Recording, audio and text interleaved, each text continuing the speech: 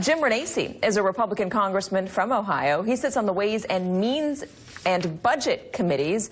Congressman, thank you for joining me. Talk to me about whether you are going to be voting yes when this bill comes to the Budget Committee, regardless of the CBO score. No, so I'm on the Ways and Means Committee, as you heard, and we started that process last week. This week it's coming to the budget. I am looking for the CBO score. I have said publicly that I would not be voting for the budget without a CBO score. I think it's a guide. I think it's something we need to look at. I want to get it before we have to vote on it in the budget. And what are the baselines for you in that CBO score? Does it have to cover the same amount of people, more people? What if it adds the deficit? What's going to cause you to potentially say no to this bill?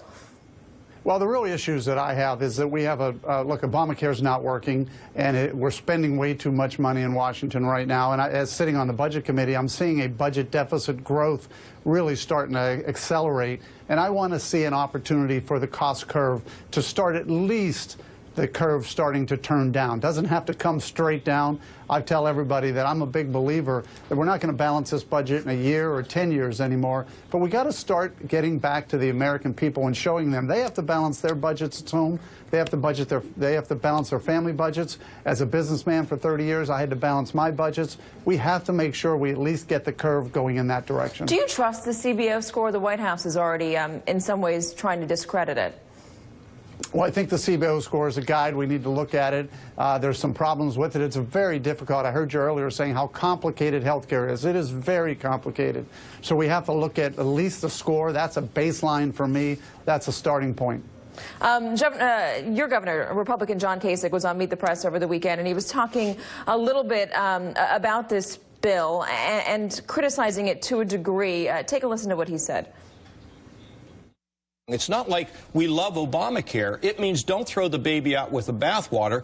Don't kill Medicaid expansion. If you're drug addicted, if you're mentally ill, you have to consistently see the doctor. Right. From what I see in this House bill, the resources are not there.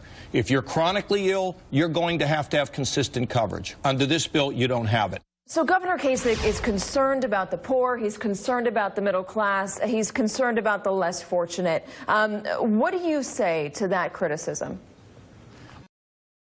And that's important. But the problem is I'm also concerned about a budget that we just can't afford that's spiraling out. So what we really need to do, and that's what this bill does, is we need to work out a way to give the dollars to the states like Ohio, have the restrictions pulled off of them, and then let them do what they can to take care of the poor and those that are in need. But if you look at the numbers right now, we can't continue on this basis, and that's one of the problems. The deficits and debt are going to just spiral out of control. I'm just as worried about the poor and those that are needed, but I'm also worried about our children and grandchildren and this debt that we're going to pass on to them as well. So, look, in the business world, we have to do it. Families back here in Ohio have to do it, and the governor's going to have to do it. Also, all governors are going to have to do it, but we're going to have to give them enough resources to let them be able to do what they can do with less restrictions to take care of these people. Do you support the Medicaid expansion?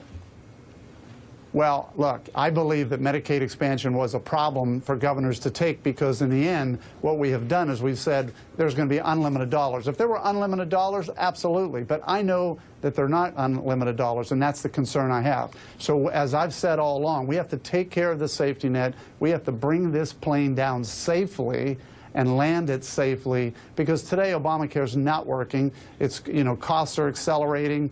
And again, I look at the budget numbers. I don't know how we can continue to go down this path. Well, let's talk a little bit about how the Medicaid expansion worked in reality. We'll put the numbers up on your screen. 700,000 received insurance after the expansion. 43% of those were unemployed at the time, and 75% of them said that it made it easier for them to look for work. Their access to health care made it easier for them to look for work. So if they can go out and potentially find jobs more easily, and considering how many people that this did insure, would you consider that expansion a success? And success when there's two things we have to look at first. We have to look, Katie, at the dollars that we're spending, and we're spending so many dollars that the more money in the business world, I used to always tell my staff, if I gave you hundreds and hundreds and hundreds of thousands of dollars, of course you can get things done. But in the end, we have to make sure we live within the resources that we have. Is this a So business #1, issue or a public health issue? I think it's both. I think the only way we can take care of the public is to make sure we have the dollars to take care of them. If we continue to spend and spend and spend and we don't have the dollars, then some year down the road we're not going to have the dollars to take care of those in the future. What do you say So to we the have criticism for those who say that ultimately if you don't insure people and they end up going to emergency rooms to get their health care, it ends up costing more money in long-term care instead of getting preventative care to stop these illnesses before they get out of control?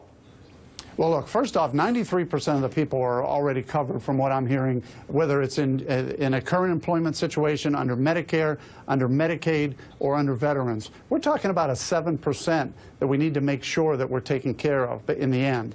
So that's what I'm looking at. I'm looking at making sure the numbers all work. And it's easy to argue and it's easy to say, well, look, this is what's going to happen if you do this. But I can tell you what's going to happen if we don't have any more money at the federal government. At some point in time, the federal government's going to say we don't have anything, and then we can't take care of anybody. So this is a balancing act. This is making sure we have the resources for the future, and this is making sure that we can take care of those that need it with the resources we have, not only today, but in the long term. Congressman Jim Renacci, thank you for joining me. Thank you.